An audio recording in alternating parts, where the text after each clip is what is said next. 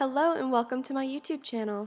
The past couple weeks I've been teaching myself how to paint something I've never been good at, which are clouds. Through all of my trials and errors, and there were a lot, I did pick up a few techniques and skills that I wanted to share with you guys today.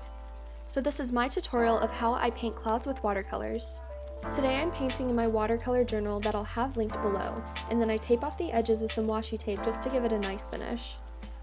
When I'm done taping off the edges, I take some mini binder clips and I clip down the pages, and this just prevents any warping. And today I'm using my favorite brand of watercolors by Van Gogh, but you can use whatever you have at home. And sorry about the messy palette, but I mean, that's proof that I use it, right? The first thing I did was lightly map out where I want the clouds to go, and my best advice for this is to look up pictures of clouds because it's a lot harder to do from memory than you would think. Then you want to lightly erase the marks enough to where they won't show through the paint, but you can still see them. Then I clean it with a brush so there's not any smudging. For most of the painting, I'm going to be using a small to medium round watercolor brush. And because these are sunset clouds, I'm taking a bright orange and outlining all of my marks to show where the sun shines around the clouds. And I also recommend looking at reference images for this just so you can see exactly where the colors are supposed to go and how they work together. And I did notice that it doesn't really matter how opaque or translucent your paint is here because it's just an outline and we'll be adding onto it later. Then I mixed a warm muted yellow to act as a lighter mid-tone, and I added this right under the outlines. Now the reason I said the opacity of the outline didn't really matter is because this is when we're going to blend the two colors together. As you can see, some parts are darker than the others, but I think this gives it a fun, natural look, so I'm just going to keep it that way. And then I'm going to mix a muted orange-red color that almost looks like a mauve, and then I'm going to add it underneath the yellow to act as a darker mid-tone. You can blend the two colors in a little bit better than I did, but I kind of liked the look that this gave off. And I totally forgot to add the yellow into this section. I don't know how, but we're just gonna move on. It's fine. It's there now. Then I mixed a darker purple berry color. I added that color below the mauve to act as her shadow. You do want to be careful when you're adding the shadow between clouds because if your paint isn't at least a little bit dry, they'll blend together and then you won't have that same effect. But luckily, watercolor dries pretty quickly. Next we're going to paint the sky, and for that I'm going to use a flat brush. For that color, I'm reactivating blue and green and mixing them together. I mixed the green in to make the blue a little bit warmer, but you do want the color to mostly be blue, which is why I add more blue right here. I kept adding paint until I was happy with the opacity, and then I tilted my sketchbook to help the paint flow down the page. You do want to be a bit more careful when you're painting around the clouds so you don't mix the colors, because then you wouldn't have that crisp outline and the colors will just start to muddy together. After you fill the page, you can just keep adjusting it by adding more water or more paint until you're happy with the way it looks. I would definitely say a bigger flat brush would be a little bit better than a smaller flat brush just so you can blend it a lot nicer.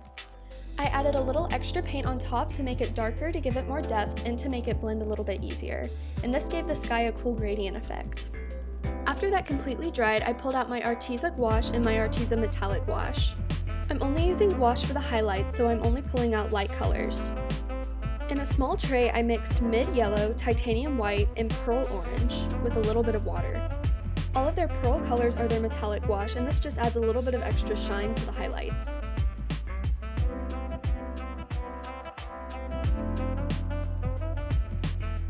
I also added some pearl white to the side and to my already mixed color just to lighten it.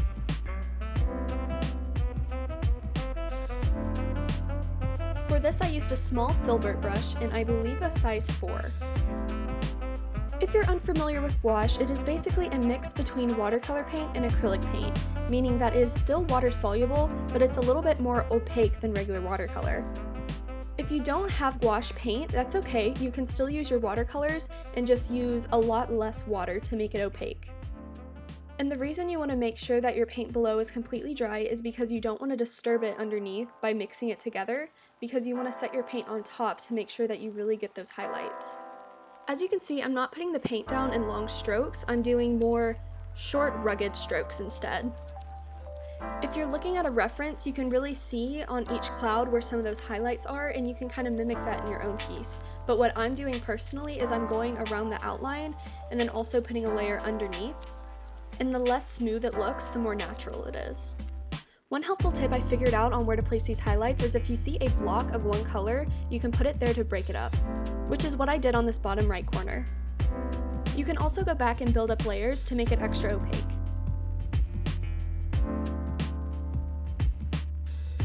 After I let that dry for a minute, I went in with my metallic pearl white to add even more highlights. And again, if you don't have gouache, you can just use regular white watercolor with very little water. For the lighter highlight, I'm just adding a layer above the highlights I already made. I didn't add those highlights in everywhere because I only wanted it in certain areas. And because I'm only using metallic paint here, the light will catch it and it'll highlight even more. As you can see, I'm just going around and working in really tiny sections, almost just placing dots.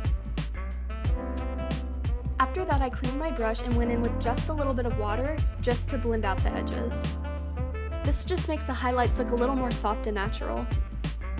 I went ahead and took off the clips and started peeling off the tape, and just look how satisfying.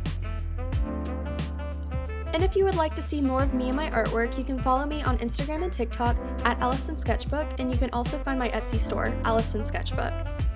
And of course, don't forget to like and subscribe if you'd like to see more painting videos and tutorials in the future. I let the paint dry for a little bit, and then I went in with an 02 micron pen and added my signature and the date.